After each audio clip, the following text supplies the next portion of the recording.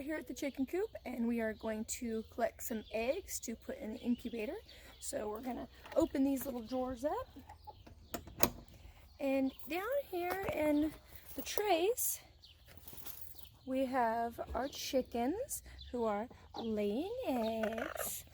Oh, and here's another one. So they're down here laying eggs. So if we move them out of the way, they may have eggs underneath them. Oh, I found one.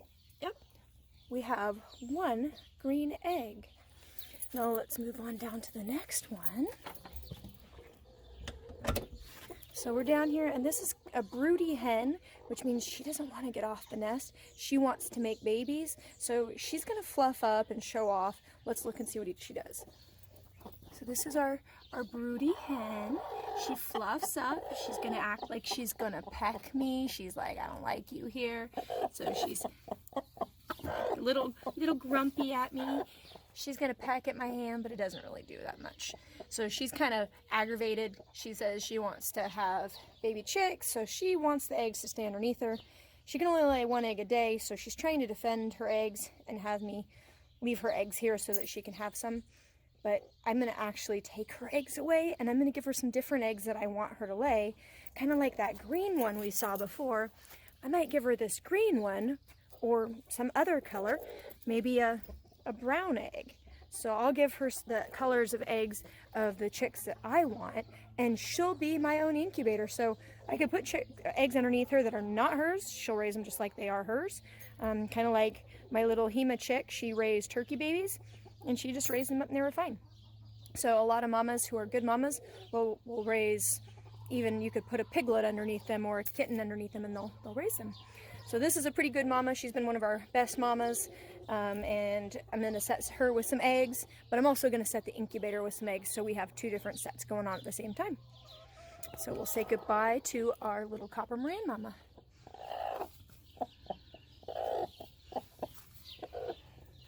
And there's the eggs. All right.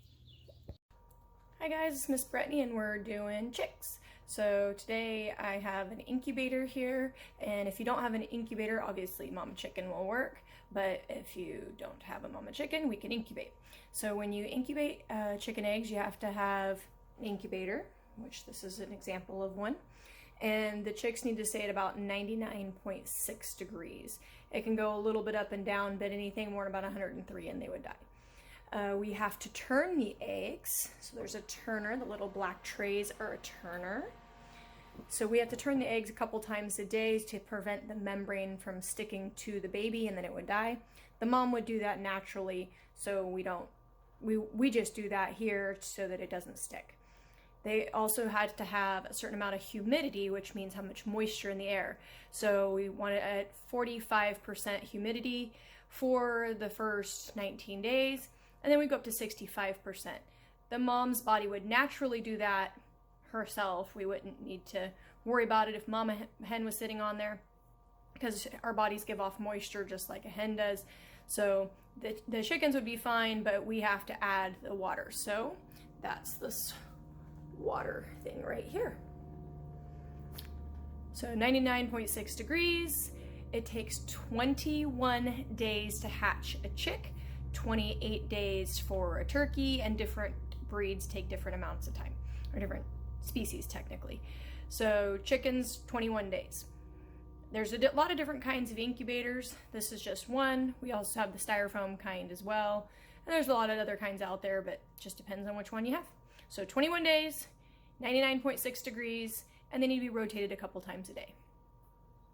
Once your chicks are big enough, they can go in about 2 to 3 days in the incubator to dry them off, and then you need them to go into their own pen, in which case they need a heat source, because they still need to stay about 99.6 degrees. So our chicks are here in these little heat rooms. They've got a little heater in there, and they can stay warm.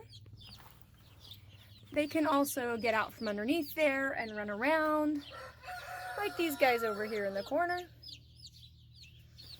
They have a food source where they can't scratch it out, and then they have a water source so they can get the water they need. So they need food, baby food, not just, they can't go straight to adult grains because they're just not ready to digest it yet. So they need to start with a chick starter, which has a higher level of protein, kind of helps them grow. So starting with a chick starter, we'll make sure they have water. Another thing that's really good to help get started is vitamins. You can buy the little packets of vitamins at Tractor Supply or whatever. So little packets of probiotics and vitamins kind of helps give them a kickstart. And then they need heat. They still need heat because mama would have supplied them with that heat. But since they don't have a mama to sit on them, and I'm not going to sit on them, they have to have a heater. You can use a heat lamp.